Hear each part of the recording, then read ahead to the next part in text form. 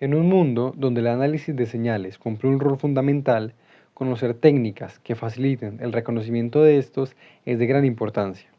En este caso, el correlador conjunto, o JTC por sus siglas en inglés, es una técnica de correlación óptica utilizada en el procesamiento de imágenes y reconocimiento de patrones.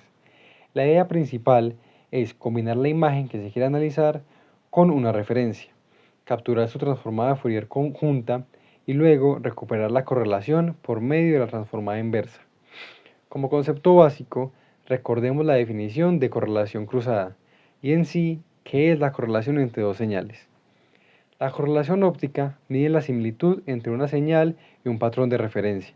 Matemáticamente, la correlación cruzada entre dos funciones f y g se define como una convolución. El correlador conjunto se implementa en un sistema 4F. En el plano de entrada se colocan dos imágenes, la imagen de interés f y la referencia g, separadas por una distancia delta. El primer lente realiza una transformada de Fourier, generando f mayúscula y g mayúscula en el plano focal. Definimos una función y, que es la suma de esas funciones f y g, las cuales están desplazadas en direcciones opuestas, delta medios. Al combinar las transformadas, la intensidad registrada en el plano de Fourier es el espectro de potencia conjunto, o JPS. Expandiendo este término, obtenemos varios términos importantes. Primero que nada, los términos de autocorrelación, el cual es los módulos cuadrados de f mayúscula y g mayúsculas, y los términos cruzados, que nos da esa correlación entre la señal f y la señal g. Por lo que hasta ahora solo hemos sumado las dos señales, la imagen que se desea analizar y nuestra referencia. Luego de esto, se calcula su transformada de Fourier. Y lo último realizado es, a este resultado, el espectro se calcula la intensidad. Ahora se debe reconstruir la correlación, es decir, se vuelve a aplicar otra transformada de Fourier utilizando otra lente. De esta manera llegamos a la siguiente expresión, la cual nos da como resultado la autocorrelación de f y g y, como hemos definido anteriormente, la correlación óptica de entre f y g, estos términos cruzados. Como se observa en la siguiente figura, se tiene en la entrada una imagen de referencia, que es el patrón que vamos a utilizar, y una imagen de entrada, que es nuestra imagen de interés. Esta imagen conjunta entra en un proceso de transformación, es decir, pasa por la primera transformada de Fourier para luego pasar por una segunda transformada. El resultado de esta transformación es el plano de correlación, que incluye picos de correlación por coincidencia. Las coincidencias encontradas se muestran como intensidades altamente localizadas. Las intensidades de los picos proporcionan una medida de similitud de las imágenes comparadas, mientras que las posiciones de los picos indican la alineación relativa de las imágenes en la escena de entrada. Ahora, también es bueno conocer un poco del contexto histórico. El correlador óptico es un dispositivo que ejecuta comparaciones completas a alta velocidad. Este aprovecha las transformadas de Fourier y Hilbert como fundamento teórico. Existen varios tipos de correladores que logran resultados comparables pese a la diferencia en el procesamiento de la información en ellos. En general, los correladores ópticos se dividen en dos tipos básicos, según el método de procesamiento de la información. Correladores ópticos que utilizan filtros adaptados son correladores MF y correladores ópticos que utilizan transformaciones conjuntas, los JTC.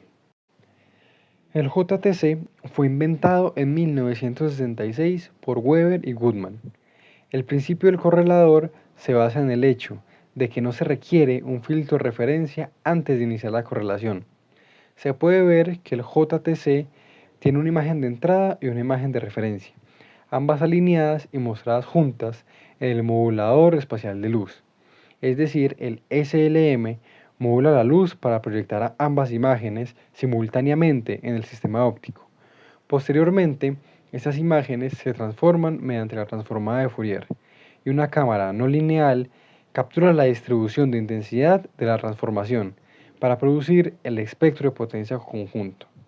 Cabe resaltar que, aunque en el presente video no vamos a hablar del MF o Matched Filter, el correlador JTC es menos utilizado que el MF.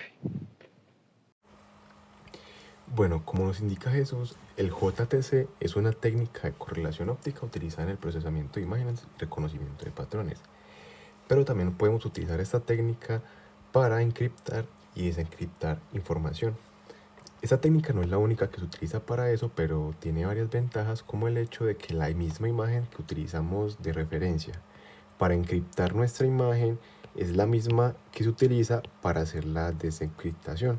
A diferencia de otros métodos como por ejemplo el Dual Random Phase Encoding o DRPE, que en este caso se utilizan dos claves, o sea, dos imágenes de referencia, por decirlo así, ¿cierto?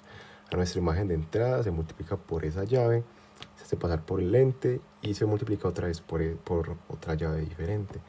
Pasa que en este método, a la hora de hacer la decodificación o la desencriptación, necesitamos el complejo conjugado de una de las llaves, lo que implica pues un montaje mucho más elaborado y tener en cuenta otras cosas. En cambio, en el JTC simplemente tenemos que tener en cuenta pues cuál es nuestra imagen referencia, a qué distancia está. Por ejemplo, miren que si este es nuestro eje de referencia, esta imagen ya está a una distancia B, la imagen de referencia, ¿cierto? Entonces, utilizando esto se puede encriptar información de la siguiente manera. Por ejemplo, en este artículo nos muestran lo siguiente. Si tenemos esta imagen de entrada, este es su espectro, tenemos nuestra llave, pues nuestra imagen de referencia, tenemos su espectro, y acá en este punto ya tenemos nuestra imagen y nuestra imagen codificada, esto es su espectro. Entonces, acá nos muestran que, por ejemplo, pues no necesito todo el contenido frecuencial que tenga la parte encriptada, sino que de acuerdo a lo que contenido frecuencial, pues a qué tanto limite el ancho de banda de mi imagen encriptada, puedo obtener los siguientes resultados. Por ejemplo, acá utilizan el ancho de banda óptimo, que es teniendo en cuenta el ancho de banda de la imagen de referencia y nuestra imagen de entrada. Entonces miren que pues acá prácticamente se decodificó esa señal utilizando el JTC. Bueno, como vimos, a diferencia del DRP, el que requiere dos llaves y la generación del complejo conjugado de una de las llaves para desencriptar la información, el JTC simplifica el proceso al utilizar solamente una de las llaves y registrar únicamente la intensidad de la señal encriptada, que se le llama como JPS o el Joint Power Spectrum, ¿cierto? Entonces esto elimina la necesidad de alineamiento óptico ultra preciso y evita el paso crítico de generar pues los complejos conjugados de la imagen de referencia. Obviamente esto acelera el procesamiento, ¿cierto? Además, este enfoque no es solamente eficiente, sino que también es mucho más robusto en aplicaciones prácticas que requieran la simplicidad y la velocidad como fundamento o como clave.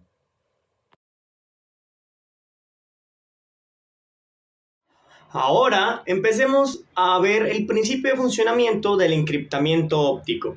Podemos representar el campo, la fase con la siguiente expresión. Entonces, O es una función netamente de fase que tiene una intensidad idéntica en todo el espacio, pero que cambia de fase espacialmente, dependiendo en qué lugar se mire.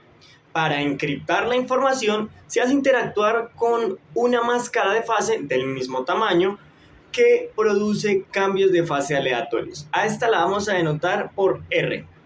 Matemáticamente, esta interacción es multiplicar los dos campos de fase. Esto resulta en un campo eléctrico que es lo de la exponencial y arriba la suma de las dos funciones de fase. Ya con esto nos queda una máscara de fase encriptada. Por lo tanto, ahora tenemos que ver cómo vamos a desencriptar la información. Esto lo vamos a conseguir multiplicando por el complejo conjugado de lo que encriptó la fase, ya que si restamos la fase aleatoria a la fase aleatoria nos da 0. Por lo tanto, reconstruimos la información original.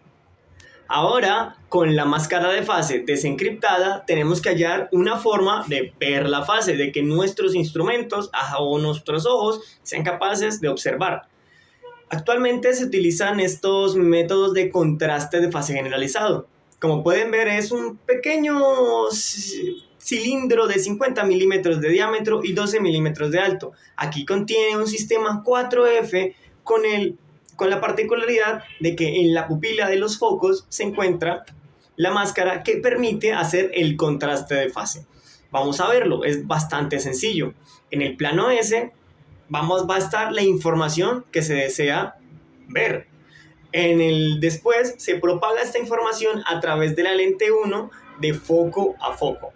En el foco se ubica una pupila que tiene un pequeño círculo que sirve para desfasar la luz enfocada. Con este desfase de luz enfocada respecto a la luz difractada, se puede conseguir una interferencia en la salida tras ser propagada de foco a foco nuevamente de la lente 2 y luego se hace la formación de imágenes en el foco 2. Ahí es donde vemos a O de UV. En este punto acabamos de generar un contraste de fase lineal, es decir, cambios de fase lineales se convirtieron en cambios de fase de intensidad lineales. Una vez entendido el fenómeno de contraste de fase, podemos proceder a introducir matemáticas. Entonces, en el plano 1S se situará nuestra máscara desencriptada. Vamos a hacer que sea una función netamente de fase. Por lo tanto, va a ser una exponencial y en su exponente tendrá una función que cambia la fase de acuerdo a la posición. Podemos hacer una aproximación de series de Taylor si la fase no cambia en más que un radián. Entonces, al propagar de foco 1 a foco 1, lo que vamos a tener es la transformada de Fourier en el foco 1. Aquí van a haber dos iluminaciones importantes. La primera será la del centro, que es la luz de iluminación, la luz enfocada. Alrededor estará la luz difractada, que es la que carga la información. En este punto lo que se hace es añadir un retraso de fase de pi medios o 3 pi medios. Ya vamos a ver por qué. Si multiplicamos este desfase nomás por la luz enfocada, lo que vamos a obtener es que cambios de fase en el objeto se traducen en cambios lineales de intensidad en la imagen. Por lo tanto, al propagar de la pupila al plano O, que sería del foco 2 al foco 2, lo que vamos a obtener es un contraste de fase. Como podemos ver, es de 1 más 2 phi o de 1 menos 2 phi, dependiendo de si el retraso es de pi medios o de 3 pi medios. Finalmente, vamos a revisar un montaje que se usa para desencriptar información de fase. El primer paso es crear la máscara de desencriptamiento. Esto se logra a través de un modulador espacial de luz o SLM. La imagen de esta máscara de desencriptamiento se lleva a través de un sistema de 4 focos para llevar con un tamaño adecuado a la máscara encriptada de fase. Paralelamente, se usa un láser de helio-neón para usar como luz enfocada para poder producir el contraste de fase. Estas tres cosas interactúan en la apertura.